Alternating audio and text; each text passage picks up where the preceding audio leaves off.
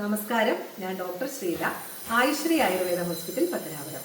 ഇന്ന് നമ്മൾ ശുക്ലത്തെ പറ്റിയാണ് അറിയാൻ പോകുന്നത്. പുരുഷ ലിംഗത്തിലൂടെ പുറത്തു വരുന്ന പാൽ നിറത്തിലുള്ള വഴുവഴുപ്പുള്ള ശുക്ലം ഉൽപ്പാദിപ്പിക്കുന്നത് വൃഷണം അഥവാ ടെസ്റ്റിക്കിൾസ്, സെമിനൽ വെസിക്കിൾസ്, പ്രോസ്റ്റേറ്റ് എന്നിവ ചേർന്നാണ്. ഇതിൽ ടെസ്റ്റിക്കിൾസ് ഇതിലെ അളവിൽ ഏറ്റവും കുറവായ മോസ്റ്റ് ഇമ്പോർട്ടൻ്റ് ആയ സ്പേം ഉണ്ടാക്കുന്നു, അതായത് പുരുഷബീജം. ഒരു സാധാരണ പുരുഷനിൽ ഒരു തവണ ശുക്ലം ബഹിർഗമിക്കുമ്പോൾ അതോടൊപ്പം 18 to 100 മില്യൺ സ്പേം പുറത്തു വരുന്നു. ഇതിലൊരുത്തൻ ഫെർട്ടൈൽ എഗ് ഉണ്ടോ സ്ത്രീ ശരീരത്തിൽ എന്ന് അന്വേഷിക്കും.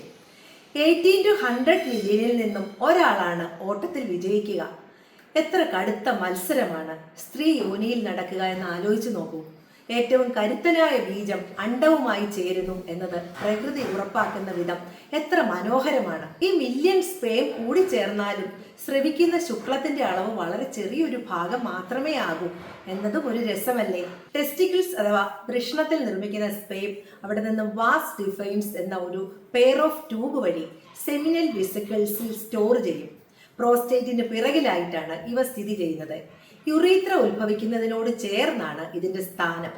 ഇവിടെ സ്പേം സെമിനൽ ഫ്ലൂയിഡുമായി ചേർന്ന് ബഹിർഗമനത്തിന് തയ്യാറായി നിൽക്കുന്നു.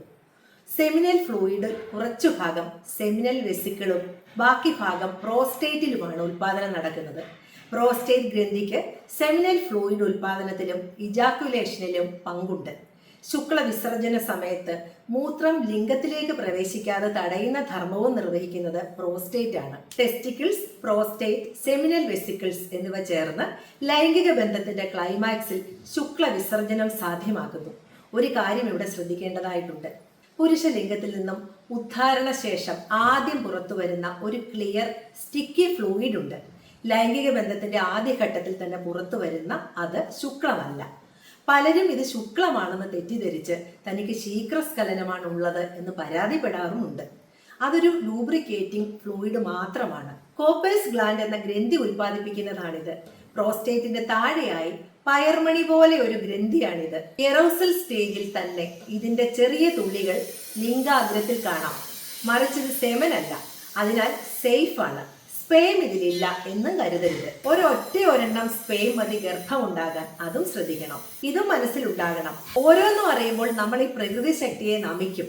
എത്ര മഹത്തായ കുറ്റമറ്റ സംവിധാനങ്ങളാണ് പ്രകൃതി ഒരുക്കിയിരിക്കുന്നത്. ആഹ്ലാദകരമായി ജീവിക്കുവാനും അടുത്ത തലമുറയിലേക്ക് പകർന്നു നൽകുവാനും.